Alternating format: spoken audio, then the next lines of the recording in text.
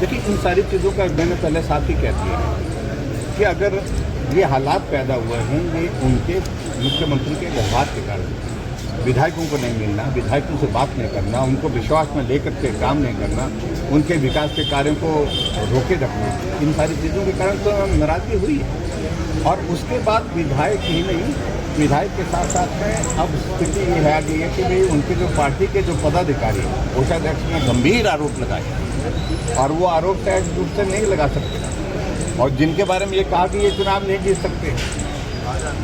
और मुझे मालूम नहीं कौन सा सर्वेक्षण हुआ, किस प्रकार का सर्वेक्षण हुआ जिसमें जो है वो जो अभी कैंडिडेट बनाई गई हैं यहाँ से उनकी धर्मपत्नी वो सबसे ऊपर आई हैं। इस पर प्रश्न कई लोग खड़ा करने की कोशिश कर रहे हैं, कई लोग इस तरह की बात कर रहे हैं। मैं सिर्फ इतना ही कहना चाह रहा हूँ कि अगर निर्दलीय विधायकों के ये चुनाव हो रहे उसके लिए निर्दलीय विधायकों ने हिम्मत के साथ एक फैसला लिया कि ये प्रताड़ित करने वाली राजनीति और जलील करने वाली राजनीति से हमको अलग होना है। और इसलिए इन्होंने तय किया कि हम हिमाचल प्रदेश की विधानसभा के अंदर निर्दलीय विधायक की हैसियत से नहीं जाएंगे।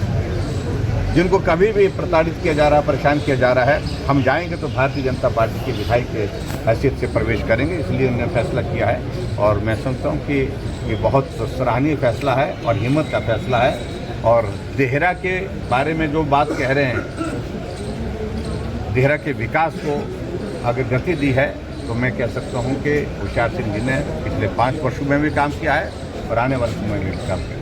सभा क्षेत्र का चुनाव है, उसके लिए हमारे पार्टी के प्रत्याशी होशियार सिंह जी का नॉमिनेशन का कार्यक्रम था और ये कार्यक्रम संपन्न हुआ भी।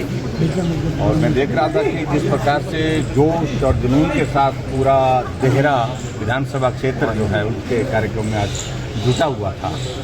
जीत निश्चित है, शानदार जीत होशियार सिंह जी की होगी।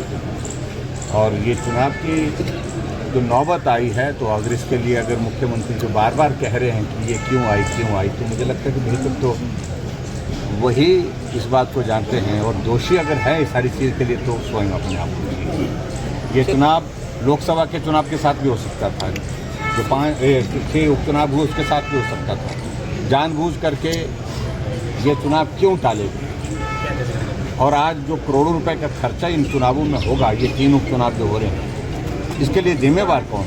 तो स्वाभाविक रूप से अगर जिम्मेवार हैं तो इसके लिए तो प्रदेश सरकार और प्रदेश सरकार के मुखिया सुखविंदर सिंह। क्या मानते हैं धर्मपत्नी को ही चुनाव में?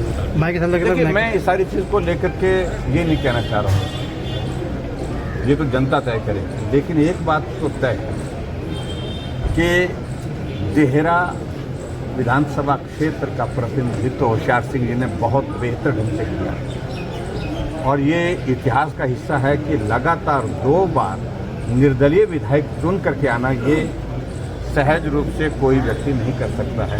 जिसको लोग चाहते हैं, लोग पसंद करते हैं, लोगों को जिन पर भरोसा है वही जो है वो बार बार इस प्रकार से चुन करके आ सकते हैं। और अब की बार पार्टी ने तय किया कि उनको जब इन्होंने हमारी मदद की एक मामले को लेकर के तो हमारा नैतिक दायित्व बनता तो हमने पार्टी का टिकट दिया और पार्टी के प्रत्याशी के नाते चुनाव लड़ रहे हैं और जीत हासिल करेंगे निश्चित रूप से।